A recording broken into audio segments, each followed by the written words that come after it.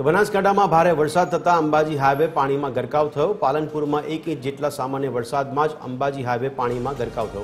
પાલનપુરથી અંબાજીને જોડતા માર્ગ પર ઢીચણસમાં પાણી ભરાતા વાહન ચાલકો મુશ્કેલીમાં મુકાયા। તો વર્ષો જૂની સમસ્યા યથાવત રહેતા વાહન ચાલકોમાં રોષ છે। સમસ્યાનું વહેલી તકે નિરાકરણ લાવવામાં આવે તેવી સ્થાનિકોની માંગ છે।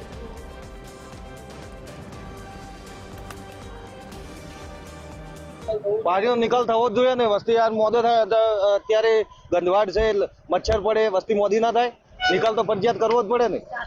અંબાજીના મેન હાઈવે ઉપર તમે જોઈ શકો છો આજે એક થોડો વરસાદ ખાલી રાત્રે પડ્યો છે, તે છતાં આજે વાહનોને નીકળવું મુશ્કેલ થઈ ગયું છે। મેન હાઈવેની પરિસ્થિતિ આ છે। તો ગામડાની અંદર અને મેન સિટીની અંદર પરિસ્થિતિ શું હોઈ શકે છે તમે જોઈ શકો છો। તો તંત્રનું ધ્યાન ક્યાં છે? તંત્રએ આના ઉપર ધ્યાન આપવું જોઈએ અને આનું કંઈક સોલ્યુશન નિવાડો લાવવો જોઈએ। સામાન્ય વરસાદમાં આખું ભરાઈ જાય સાહેબ। જુઓ કેટલા રિક્ષાવાળા હેરાન થાય।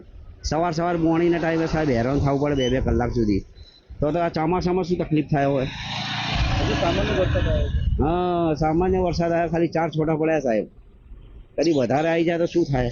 અમારે ઘેર બેહી રહેવા એ થાય સાહેબ। ધંધો શું કરવાનો સાહેબ અમારે?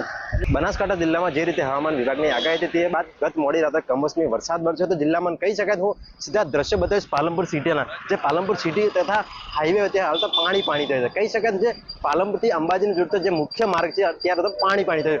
કહી શકાય 1 ઇંચ જેટલો વરસાદ પડતો અત્યારે 1 ઇંચ વરસાદમાં પાલનપુર પાણી થયું। હું આપણે સીધા દ્રશ્ય બતાવીશ પાલનપુરથી અંબાજીના જોડતો માર્ગ ઉપર જે 1 ઇંચ જેટલા વરસાદમાં હાલ તો મુખ્ય માર્ગ પાણીનો ગરકાવ થયો છે। આપ સીધા દ્રશ્યમાં જોઈ શકો છો હાલ તો વાહન ચાલક પણ મુશ્કેલીમાં મુકાય છે। કહી શકાય તો હાલ વાહન ચાલકોને એક જ માંગ છે કે ચોમાસા પહેલા અહીંયા કઈ નિકાલ આવે પાણીનો તો સારું, નહીં તો ચોમાસામાં એનાથી પણ ખરાબ પરિસ્થિતિ થઈ શકે છે। વિક્રમ ઠાકોર, TV 13 હક TV સાથે બનાસકાંઠા।